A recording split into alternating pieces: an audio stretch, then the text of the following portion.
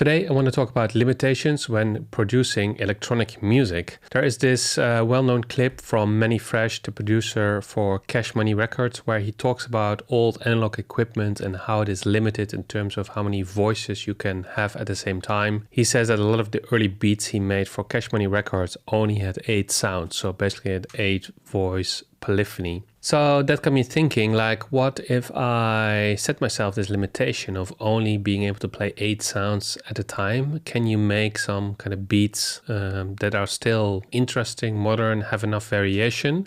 Or is 8 sounds really too few? Of course, now with DAWs and computers and Ableton, you don't really have to set yourself this limitation. There's no reason to limit yourself to 8 sounds at a time, but it could be an interesting experiment. And I guess this forces you to better consider which sounds are actually necessary for the beat or the track you're making and which sounds can be removed. And having 8 voice polyphony or having 8 sounds at a time doesn't mean that you can't have more sounds. It's just that you don't play them at the same time. So you can have, let's say, 16 different sounds, but some of them you use in the verse and in the chorus, so you don't play them at the same time. So it's only about playing sounds at the same time. For instance, if you have a kick, a snare that alternate, and they actually don't play at the same time. So there's a lot of room actually to make a beat much more full than what you would think with only having 8 sounds. So what I did is I created a bunch of beats with only 8 sounds, and I will play them later on in this video after each other. But let's first start looking at Ableton at one of the beats that I created and kind of look at the different layers and see what's going on. So let me play you the first beat.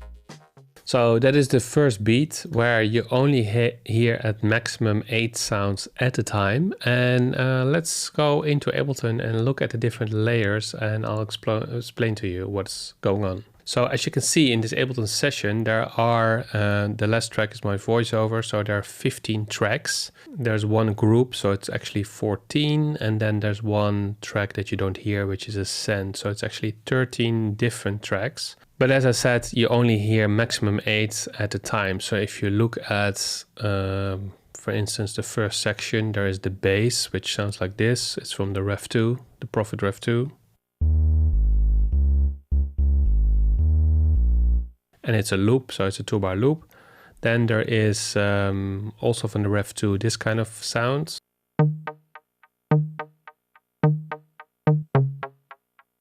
Then there is a drift synthesizer. And then is the drum section, so a kick drum, a snare, hi-hat. So the drums, kick, snare, hi-hat together.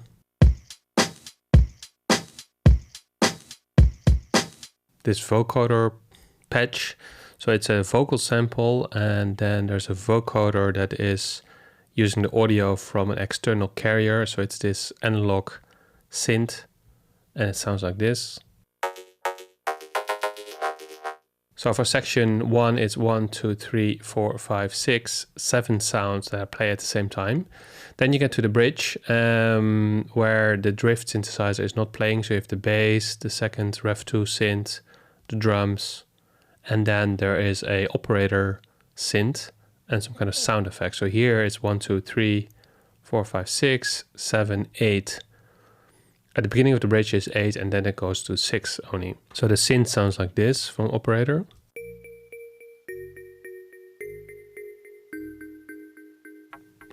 And the sound effect sounds like this.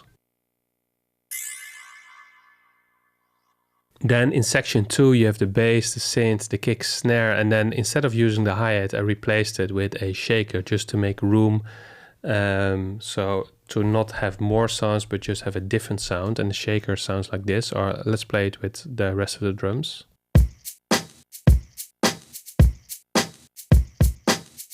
So here I really deliberately choose to replace the hi-hat with a shaker just to make room for another voice, and to create some variation. If I wouldn't have the limitation of the 8 voices, I would probably just layer the hi-hat with the shaker. But now it's more like I want to have a bit of a different vibe, a bit more of that shuffle. So let's just replace the hi-hat with a shaker for this section and then later come back. And in this way you get a more kind of fresh take on it instead of just piling on sounds just because you can. There's the same vocoder synth, the same operator synth, but then there's a new element, and that's on track 15, and it's this sampled kind of stab, synth stab.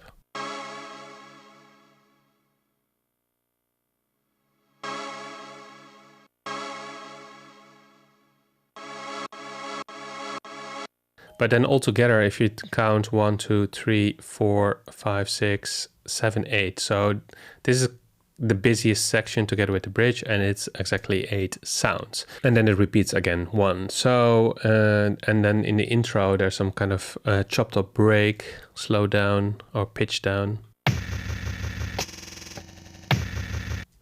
But the intro is just basically 1 sound, and then there's this sort of this bridge to start with, and it has cymbals on it, but it doesn't have any snare or shaker, so it's just kick, hi-hat and cymbals. So in terms of voices we are okay. So as you can hear, the beat still sounds quite full. You have all the elements. You have drums, a kick and a snare, percussion, there's a bass, there is a kind of lead melody, more rhythm melody.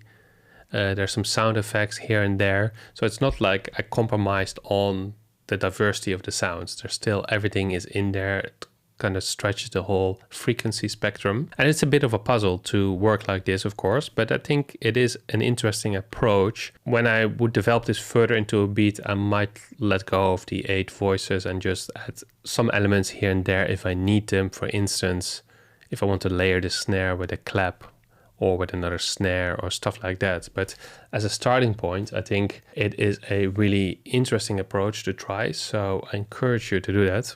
And now I will play the other 4 beats that I made. Again, the same approach, maximum 8 sounds at a time, but all of the sessions have more sounds in them, but they're not playing at the same time. So hope you enjoy the beats. As always, thanks for watching, keep making music, and see you in the next one.